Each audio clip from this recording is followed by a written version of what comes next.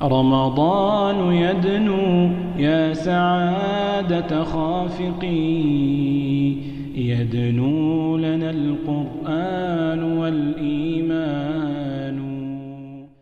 اعوذ باللہ من الشیطان الرجیم، بسم اللہ الرحمن الرحیم، الحمد للہ والصلاة علی اہلہا، اما بعد فقد قال اللہ سبحانہ تبارک و تعالی فی کلامہ المجید، بسم اللہ الرحمن الرحیم، وَلَقَدْ ضَرَبْنَا لِلنَّاسِ فِي هَذَا الْقُرْآنِ مِنْ كُلِّ مَثَلٍ لَعَلَّهُمْ يَتَذَكَّرُونَ۔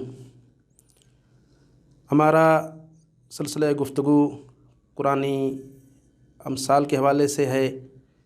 ایک نشست ہم پہلے کر چکے ہیں کہ جس میں اشارہ کیا گیا کہ قرآن مجید میں جو مثالیں ذکر ہوئی ہیں مختلف مسائل کے لیے، ان کا راز کیا ہے۔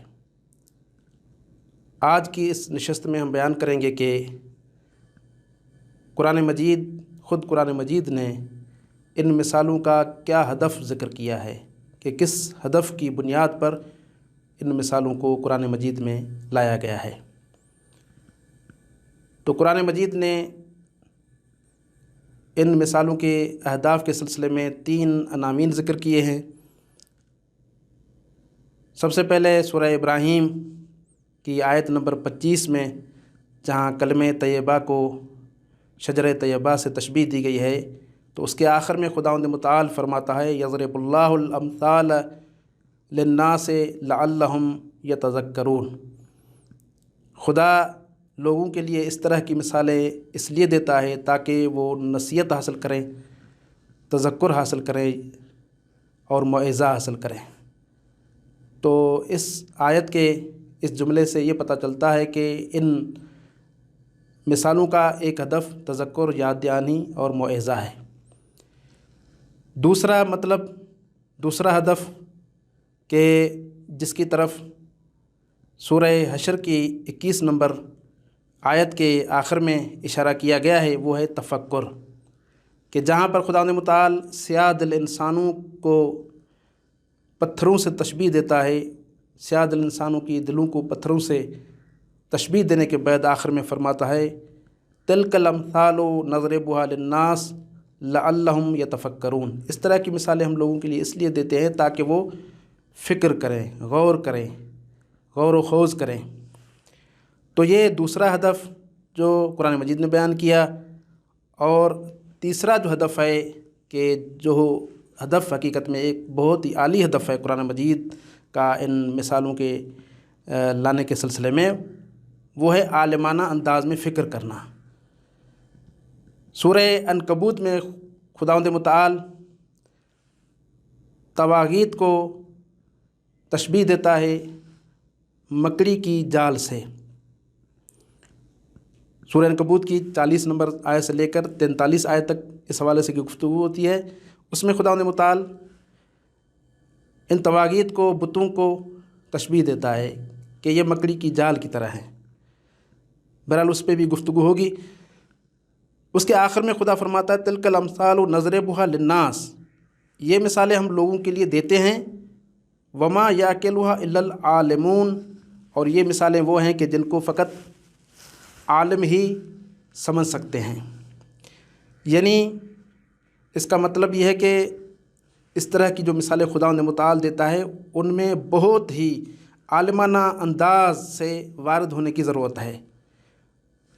ان چیزوں سے سطحی طور پہ نہیں گزرنا، ان چیزوں میں غور و فکر کرنا ہے۔ اور یہی سبب ہے کہ خداوند متعال نے قرآن مجید میں جو مثالیں دی ہیں، ان میں اپنے ہدف کو نظر میں رکھا ہے۔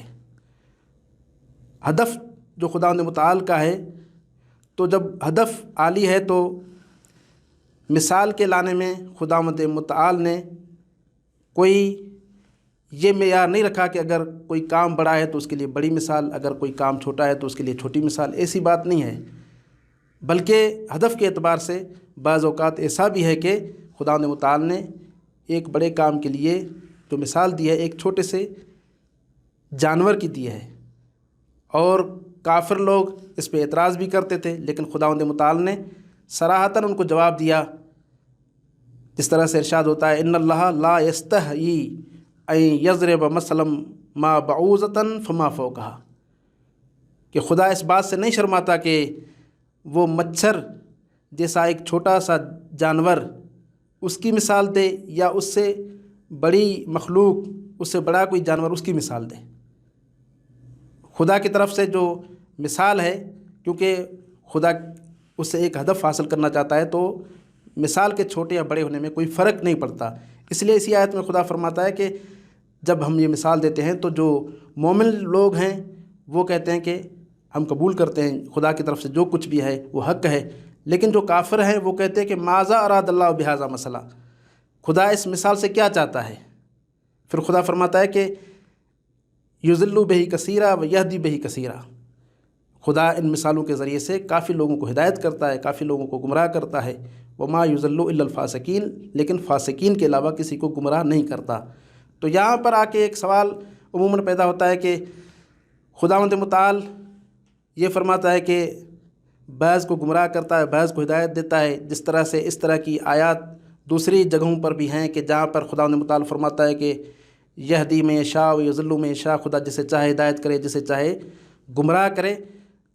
تو جب خدا کی مشیت کے مطابق ہی ہدایت اور گمراہی ہے تو پھر انسان مختار تو نہیں ہوا اس دنیا میں، آزاد تو نہیں ہوا، بلکہ مجبور ہوا۔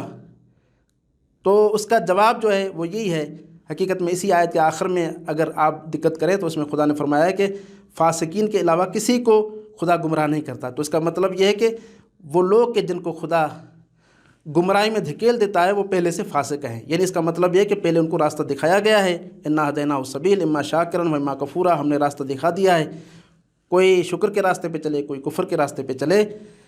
لیکن جو لوگ کفر کے راستے پہ چلتے ہوئے گمراہی میں چلے جاتے ہیں، فاسق بن جاتے ہیں، تو پھر خدا ان کو اور گمراہی میں لے جاتا ہے، یعنی زمینہ خود ان کی طرف سے فراہم ہوتا ہے، خدا ان کو مجبور نہیں کرتا۔ خدا نے متعال سے دعا ہے کہ ہمیں قرآن سمجھنے کی توفیق عطا کرے اور اس پہ عمل کرنے کی توفیق عطا کرے۔ والسلام علیکم ورحمۃ اللہ وبرکاتہ۔